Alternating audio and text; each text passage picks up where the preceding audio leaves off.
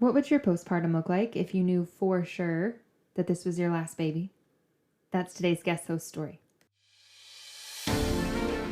Hey lady, welcome to the Postpartum on Purpose podcast. If we haven't met, my name is Anne-Marie. I'm wife to James and mom to 5 beautiful kids, ages 10 and under, plus 1 miscarried baby. Here we see postpartum from birth all the way through baby's first year of life as a time of grit, growth, and grace. This is episode 99 already. Hi lady, I hope you are so well. Happy whatever day it is when you're listening. Let's get started as we do with free things. If you've been around a minute, you know that free things is mental shorthand for a gentle reminder to myself as well as to you that there is always something for which we can be grateful. And also that a beautiful, rich, meaningful life is available to all of us, no matter the size of our budget or our family. This week's free thing is simple. And it's that over the weekend, my 10-year-old son hosted a lemonade stand at the 4th of July celebration in our very small town. And there just weren't a lot of people. It was the first time they've ever done a 4th of July specific celebration. And there are a bunch of small towns around and other places that have longer standing tradition of hosting something. So not unusual and not surprising per se that there wasn't a huge turnout for the event in our small town, but that is a bit difficult on business if you have a lemonade stand. And my son was game for what it took to sit out there in the sun for a couple of hours and just see what happened. But you know what I was most grateful for? There were multiple people that gave him a tip. Multiple people, including some really generous tips. And I just thought, thank you. Thank you for being kind, especially given that he's not making a ton of money today. Overall, that was really thoughtful. And it goes back to a theme. I'll try not to get on a long tangent here, but just something I'm noticing more, paying more attention to lately. Maybe it is objectively occurring more, but I'm certainly more attuned to it. Just this idea of the simplicity, the simple ways, rather, that ordinary people in our lives often show us a kindness of some kind. And paying attention to those kinds of things, just the slow, steady, gentle generosity of other people really can make for a shift in our ability to say, yeah, there are good things going on around me. That was the free thing for this week. And then one small change is a reminder that whatever seems hard, challenging, even impossible today, those circumstances are going to change. Something will change. Either you'll be able to deal with something, whatever it is that's hard, better. You will delegate it to somebody else. It will no longer be an issue, as in when your child's teeth come in and then the teething, crying, and everything else that goes with that stops, right? Like things will shift and things will change. And my one small change this week was that for the first time in my life, I made from scratch tortillas. Now, my husband is 50% Hispanic, and he makes his grandpa's recipe of homemade tortillas and has since I met him. It'll be 14 years ago this fall. So just throughout our marriage, he has made the tortillas in our household, period. And he is waiting on a hand surgery for his left thumb specifically. And tortilla making is just not possible for him right now with rolling out the dough with the rolling pin. And it just occurred to me, I had planned on him doing that for something, and then this is all kind of evolving recently, but like my meal plan had included pulled pork tacos, and I just recognized, or he communicated to me like, no, I actually can't do that right now. And I thought, well, okay, I'll just go to the store and buy some tortillas. But then I thought, just a minute. I've seen him do this before. This isn't a complicated thing. It's only a couple of ingredients. I'm just going to look up a recipe and try. Now, were they on par with his? No, they weren't. But were they passably good tortillas? You betcha. It's just one thing that I told myself for a long time. It didn't even occur to me, actually. Never mind naysaying it. It just didn't even occur to me that that was a thing I could do. But it is. I can make homemade tortillas. Lady, I think I also want to maybe start adding a daily dose of discomfort. If you listen to the last episode, you know what I'm talking about. A little daily dose of discomfort rundown. Just one thing from the last 7 days that I did that was encouraging a lack of control, encouraging a little bit of discomfort, or encouraging a little bit of uncertainty.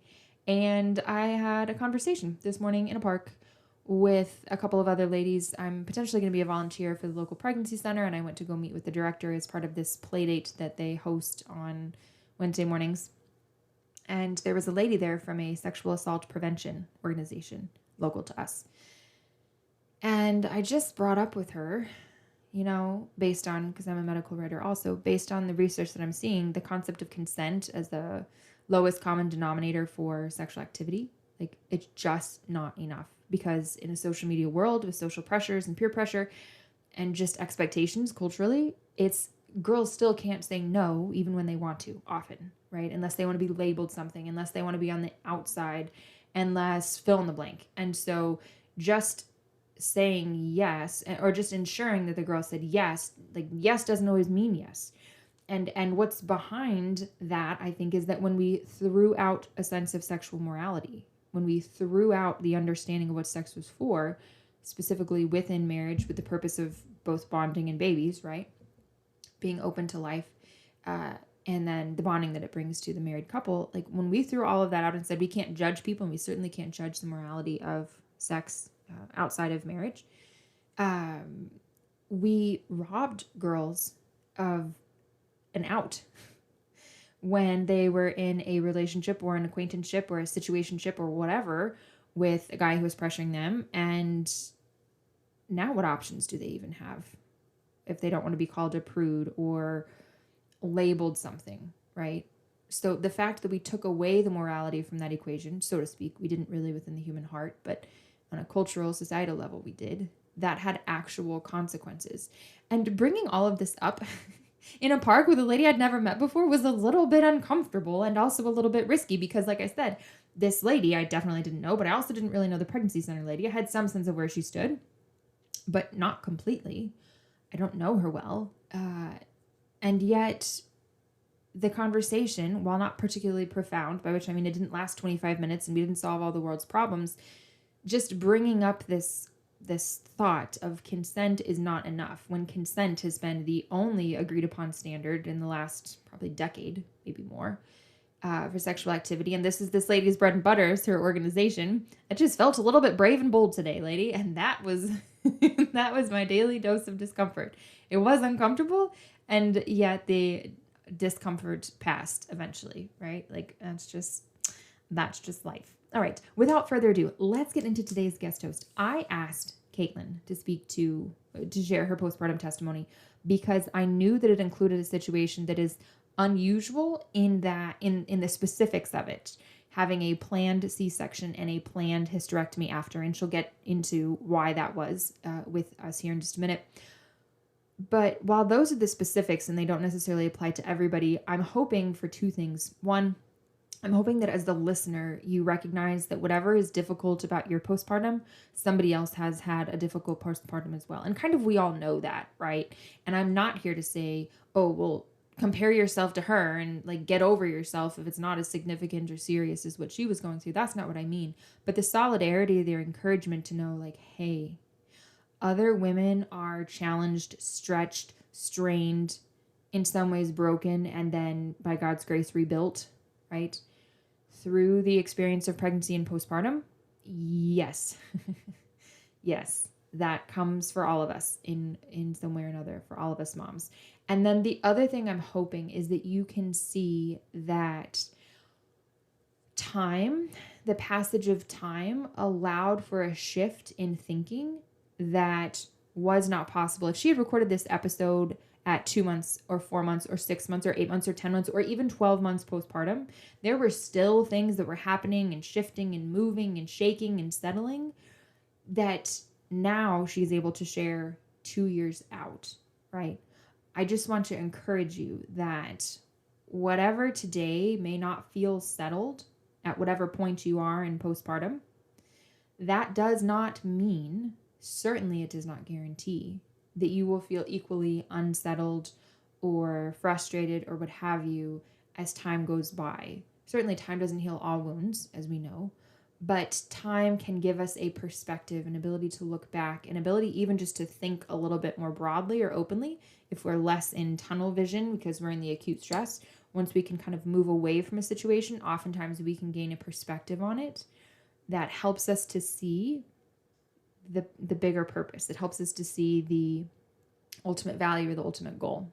I hope that's helpful to you, lady. Here's Kaitlin. Anne-Marie, thank you so much for the opportunity for me to come and share my story with you and your listeners. My name is Kaitlin Schaefer, and I'm a mother of 6 beautiful children here on earth. And what I'm going to share with you today is specifically the postpartum journey I experienced with my last and 6th baby. And as we go through this story together, I think you're going to hear a lot about the pregnancy and birth portion of it, and assume my story is specifically about the traumatic experience that was that part of this story. But as I reflect 2.5 years later, that baby is now 2.5 years old, I think about the pregnancy, but I more still continue to wrestle with and work through the postpartum season of that, because while the pregnancy and birth portion surely they definitely had an impact, what I have had to wrestle with after that postpartum has actually been much more life-changing. And so in this postpartum period after this baby, I was really having to learn how to do all different kinds of things, not just the physical recovery and not just having a newborn, but how to process different emotions that felt very conflicting, how to recover physically, and then also processing the loss of a future I thought I would have, and then learning that what I can give to the world is not dependent on what my body could do. And that's easy for me to say 2.5 years now down the road, but in those initial few weeks and months and even a year, this was stuff that was still really challenging for me to process cleanly, if I would say. So this journey started at my 20-week anatomy scan. And at that appointment, our baby looked completely healthy, which such a relief, right? When you do a 20-week appointment, you're like, okay, like you just, the more babies you have, you understand the routine, but you also understand that things can pop up at those appointments. And they had for me in the past, but everything had typically resolved by the time I got to delivery. In addition to this, I've had some pretty complicated deliveries of my previous 5 children. And so I went into this appointment knowing that there potentially could be something that is presented that would make my delivery complicated, just because that seems to be the trend. And so we go to the 20-week, baby looks great. However, what was pointed out to me was that I had a slight placenta previa. So that is when the placenta is covering part of your cervix, and dangerous because that previa, the placenta being there, if you go into labor or start to have contractions or any sort of trauma to your cervix, it could cause some severe bleeding that could lead to life-threatening hemorrhaging, which I had navigated that before. And I honestly really wasn't too concerned about it because a lot of times it resolves itself by the time you get to your 3rd trimester. So that was shared with me, and my brain was like, oh, okay, like, yep, understand that that's something we got going on. But the second part of this was something that I did not expect and honestly didn't even know was a risk as part of pregnancy. And so that was that the ultrasound had indicated that I had placenta accreta. And what placenta accreta is when the placenta is actually embedding itself into your uterus and potentially embeds so deep that it makes its way out and embeds itself into other organs. Now, obviously that doesn't sound great, right? As we hear about that, you're like, that's just doesn't sound like it's good. But the implication of that is that when you go to deliver your baby, the placenta detaches, right? It is delivered. But if it's embedded into your uterus, there is no way for it to detach. And so there is potential to remove it surgically. However, there is no guarantee to be able to remove all of that placenta. That would not lead to infection or future bleeding. And if you just pulled it and attempted to deliver it as is normal best practice in medicine, it is almost a guarantee that you will have hemorrhaging, potentially life-threatening. And so what was shared with me is really the only way to be able to deliver your placenta is to take your uterus with it. And so that one right there was the kicker. So this, as I walked out of that appointment, I was told that there is potential for this to, the imaging could just not be great. And so when we go back to check your placenta previa, we'll double check on the accreta. And sometimes it's just the way that imaging is done, it's not a guarantee, right? And so we'll recheck and see what it indicates in 28 weeks. And so honestly, I really didn't put too much energy into being worried because I knew there was a potential chance, and I believe in a God of miracles. And I thought that this was going to be something that in 28 weeks we review and then we go from there. Well, 28 weeks comes around and it is discovered that while the previa had moved, it wasn't completely resolved, but that the accreta actually looked significantly worse. And so after this part of the conversation, it was shared with me that the only way to ensure safe delivery of this baby and to make sure that I stay safe was to schedule a planned C-section with a hysterectomy at 34 weeks. Now that kind of changed how I started to process a little bit. And so I am now working through the physical danger that I and my baby are now in, because any sort of bleeding that could happen before delivery could be an indication of something not great. And then I'm also starting to wrestle with what does this mean for a baby who I'm told is at this point likely going to be having to go into NICU. And then if there needs to be any lifestyle changes. And walking out of that appointment, I actually felt really good about the questions my doctor had answered for me, that babies at 34 weeks typically do great in NICU, that as long as we catch you at 34 weeks, there shouldn't be any complications. And honestly, there really didn't need to be much change to my life unless there was any sort of bleeding episodes or any change in baby's normal routine while in utero. And so that part felt fairly resolved at that moment. And so my husband and I just started to talk through and pray through, like, what does this mean that I no longer will be able to have children after this delivery? But unfortunately, there was not a whole lot of time that was going to be able to be allowed toward that type of thinking, because soon after that appointment, I ended up experiencing a bleeding episode that was significant enough to put me admitted into the hospital for 5 days under very close monitoring. And so I was away from my family. I was under constant supervision. I was in, for any of you moms that have had to be in an auntie ward, and God bless those of you that have had to do longer than the 5 days I had to do. But it's tough. You're away from your family. You're away from your home. You're away from the food you like to eat. All the while you know that you're in there because you or your baby are in danger. And so there's that, like, that's constantly running in the back of your mind, right? Well, thanks be to God, nothing came as a result of that admission, and I was allowed to go home. But I was put on very strict modifications. I wasn't put on permanent bed rest where I could not get out of bed, but I couldn't, like, I needed to be off my feet as much as possible. I could obviously stand and go to the bathroom and get out of bed and take a shower, but, like, I was folding laundry on the floor, and my dad was coming over to help vacuum floors. My mother-in-law even came up from Tennessee and stayed with me to the birth of this baby, so that I was not putting myself in any sort of danger just by my normal, like, exertion of my life. And so it started to shift in my mind of having to navigate the hysterectomy portion of this journey, because now I was in this place where, like, I was having to make modifications just to stay pregnant. And so there really wasn't a whole lot of time for me to think through, what does this mean for me after delivery? I was just focused on making sure I could get to delivery. And so soon after that experience and that admission, I ended up having another one where I was in for another 5 days. And at that point, it was explained to me that if there was any more after this, that baby would need to be born regardless if I make it to 34 weeks or not. So now I am locked in on getting to 34 weeks.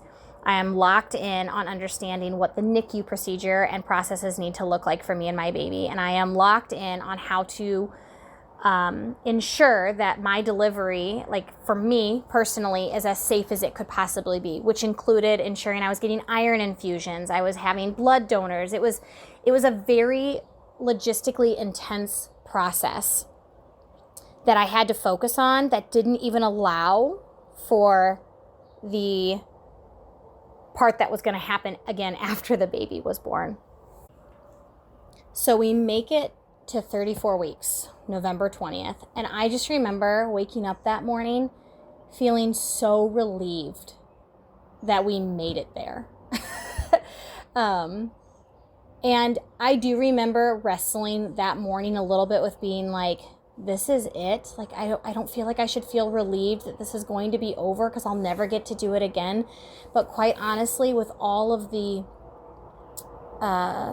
drama leading up to this moment, I just wanted my baby here and safe, and I wanted to be safe, and I wanted us to be able to move on with this next part. And so I woke up and I felt good and I felt ready and excited. And, you know, I tell everybody if they ask me like the best days of your life, and my answer's been consistent forever. And it is the best days of my life are the days that I have gotten to see my children for the first time. And so there was this like excitement inside that I knew that what I was going to be experiencing was going to be pretty intense that day. However, I was going to meet Dominic. And I remember being just so excited about that. And so we get to the hospital, we do all the procedures to get you prepped and ready. And I felt really great. And then as I was sitting on the operating table, as they were getting ready to do my spinal, it kind of hit me really hard about what was about to happen. Like it was like the climax of this whole experience was happening at this moment, and I began to feel exceptionally overwhelmed. I was scared because I was undergoing, so this surgery that I was having, I was one of 15 patients they see in an entire year that has this type of a condition. And so there is a lot that goes into that. There was probably a team of 15 people in that room, in that operating room, from all varying types of medical disciplines to ensure the safety of me and the baby. And it was like, you could sense the room meant business. Like, we know what we're doing here is serious, and we are going to treat it as such. And I think that hit me a little harder than I expected because, again, I hadn't really processed what all this looked like. I just wanted to get him here safely. And now that I was in that moment, all those feelings started to bubble up of, like, what if he isn't well and needs a long NICU stay? What if I lose a lot of blood and I don't have enough transfusion and we have to do emergency blood runs from other places? What if, honestly, guys, like, what if I don't wake up? That was the kind of danger that I was in, and I hadn't taken any sort of time to process any of that. And so it all hit me as I was sitting there, and my doctor, God bless him, came over, and he could tell that I was not doing well, and he reassured me that he was going to keep me safe, and he was going to ensure that all things were done well, and that I will be meeting my baby as soon as I can. And so surgery starts, and my husband and I are praying as our baby's being born, and I remember this so distinctly. I remember hearing his cry, and then I remember looking at him, and they show him to me, and I just said, "Oh, honey, he looks just like the rest of them." There was like this relief in my heart that like he was here, and looks like all of my other children, like he's part of the team, and the team is now together. And just this like flutter in my heart of seeing him. And so soon after that is when the real business started to begin, and I ended up the baby ends up going to NICU. He did need some additional assistance, and my husband is escorted out of the room, and they put me to sleep. And then 3.5 hours later, I am awoken and I find out the extent of the procedure and the process that I had just undergone. And so by the naked eye, what it appeared was that I had fairly severe accreta, and that I actually ended up needing a bladder repair as well, because there was adhesion from previous C-sections that had caused that to happen. And so there was no way to remove my uterus without having to remove part of my bladder. And so I woke up learning that I was going to have a Foley catheter for 2 weeks, and that I was on some pretty substantial medication to deal with pain, because typically hysterectomies are a outpatient procedure.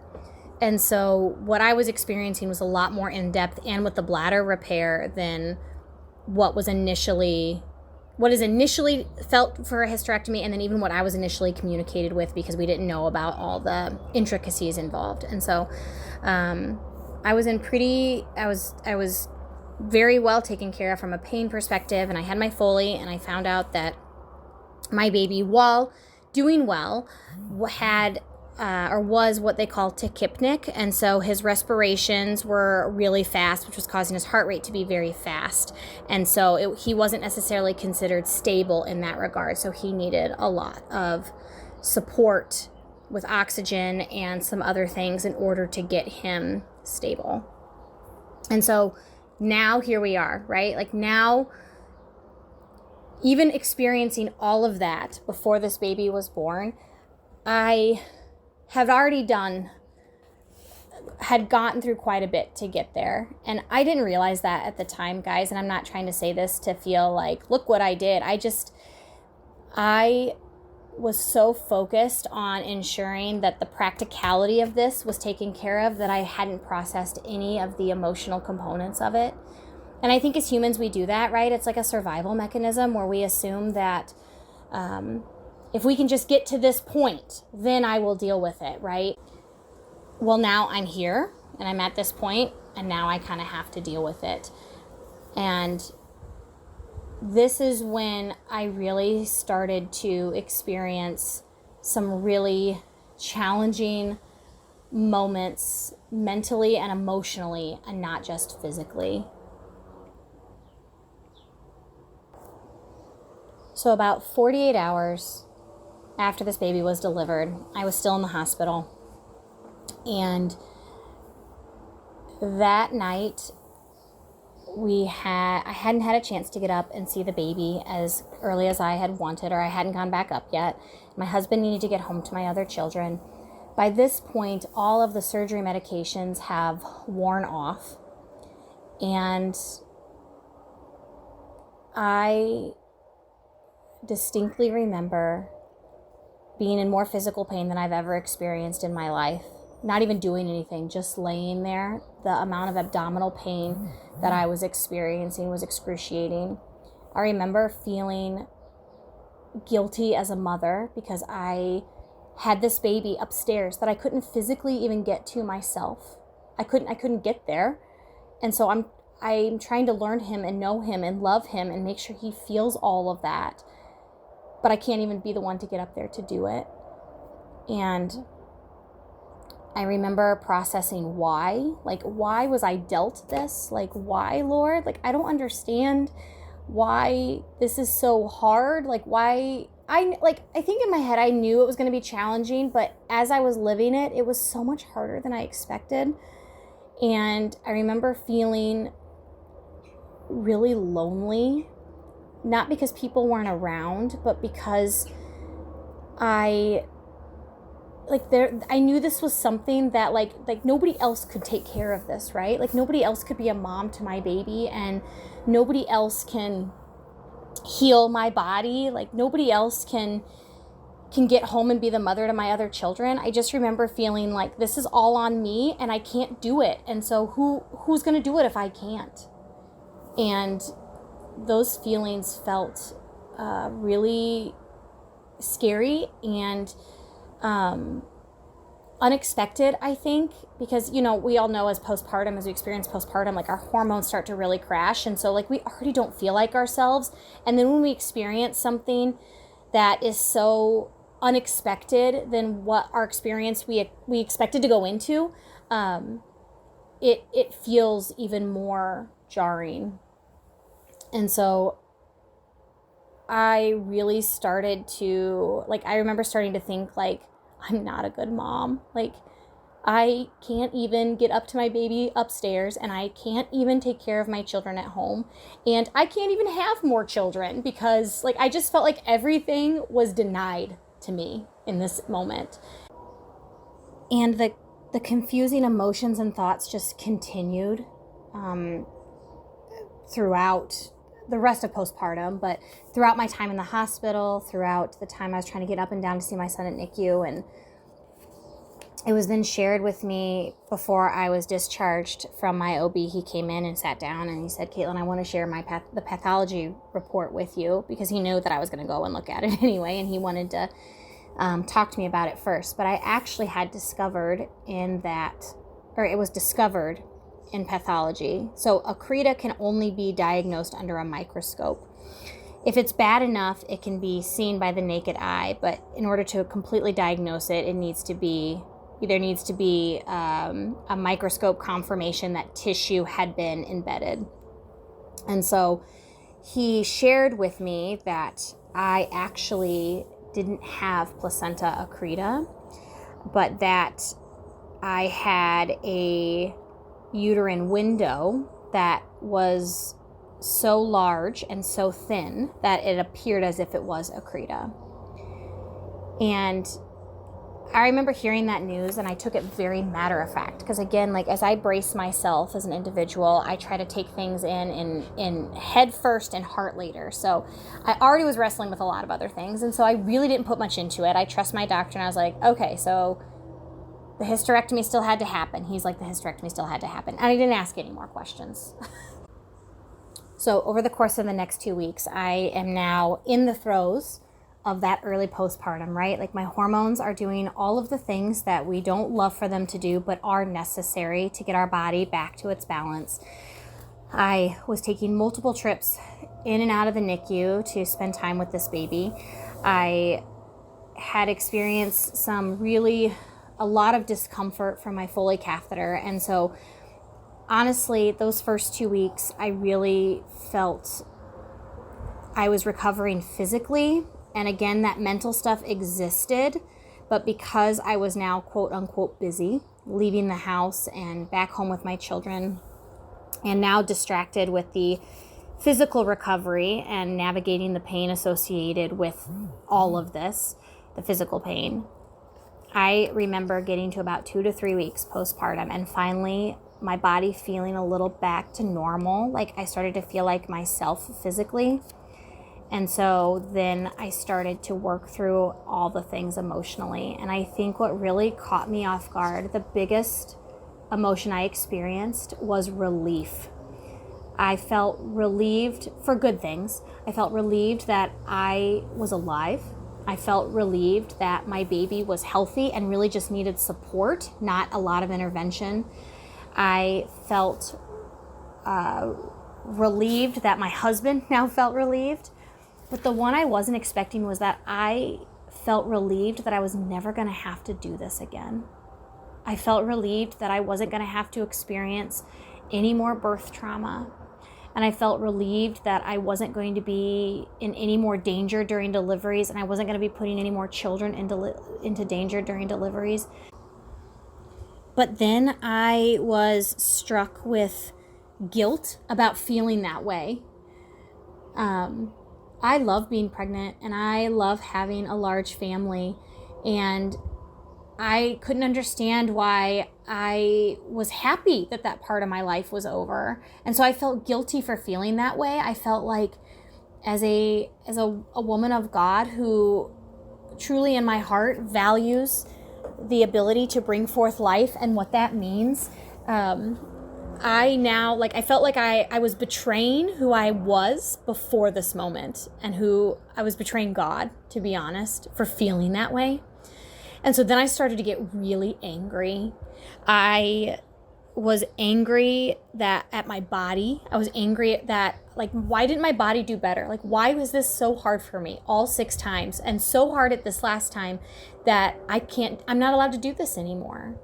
I was angry at myself. Like, what should I have done differently? Should I have really pushed for different results in other deliveries? Should I have done more research on what could be done for accreta so that it didn't lead to a hysterectomy? And like all these things where I was putting the blame, honestly, back on myself.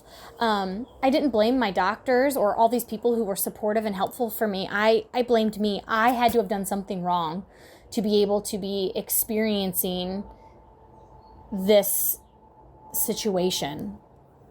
And so I really wrestled with relief and then guilt and then anger for a long time. And in addition to this, I also experienced some postpartum complications in that year following. I dealt with a really nasty staph infection that came as a result of this surgery. And also, my son that was born from this, he also had said staph infection. And so there was just a lot of things that felt like this wound was never going to close, whether it be physically or whether it be emotionally. Like, there's just this giant hole in my heart. And now I can look back 2.5 years later and reflect on this. And I really think what it was that my season of life, I have my identity wrapped up in motherhood. It is, and not just being a mother currently, it is the ability to be a mother, the ability to be a life bearer, that as a woman, this is what I'm designed to do, what I like to do. And now I can't do it anymore. It's been taken from me. One day, about a year later, close to this baby's first birthday, I decided to go back into the pathology report and revisit that conversation mentally that my doctor had had with me after the pathology report had come back and determined that it wasn't accreta. And as you recall, I basically accepted what needed to happen and moved on. But now that I was physically better, now that my baby was safe and won, that stuck with me for a long time. And so I finally went back in to open that can of worms back up. And I had done my own research and had discovered that what this uterine window is actually a very treatable condition and does not always result in a hysterectomy.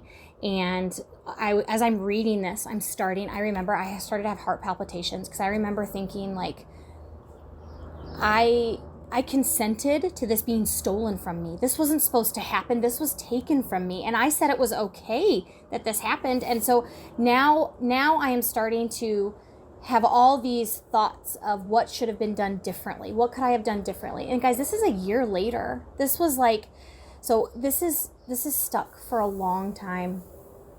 But I'm actually glad that came back up because I called my doctor, my OB, and him and I had a long conversation on the phone about it. And he really walked me through the gravity of what I had experienced. And so the end result was that my uterine window was so big and so thin that it appeared as accreta on the ultrasound.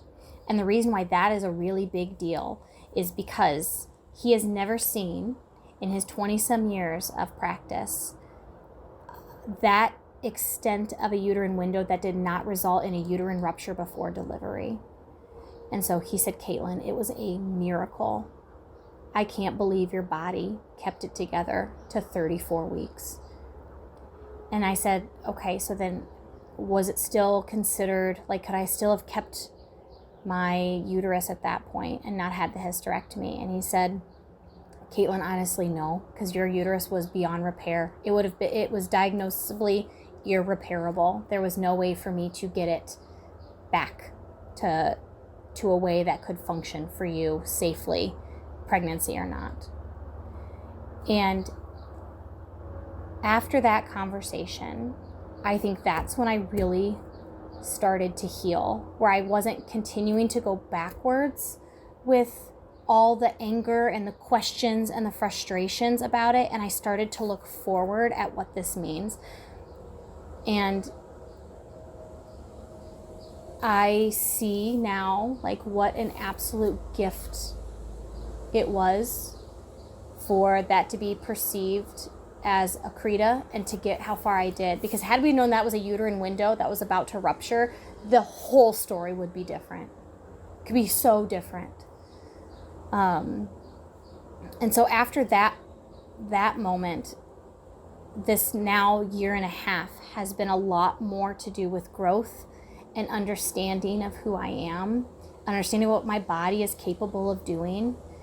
I had told you previously, like I felt like my body was broken, and that's why I couldn't have this baby normal, and my uterus had to go, and I felt as if I had, like, my body had failed me, but my body did not. My body did the exact opposite of failing me. It kept me and that baby alive against all odds. And when I started to reframe my perspective to understand that has allowed the now new season of my life, this identity I had wrapped up in, to actually morph into something more rooted in God, and ultimately something much more healthy and able to serve me and my family in a completely different way.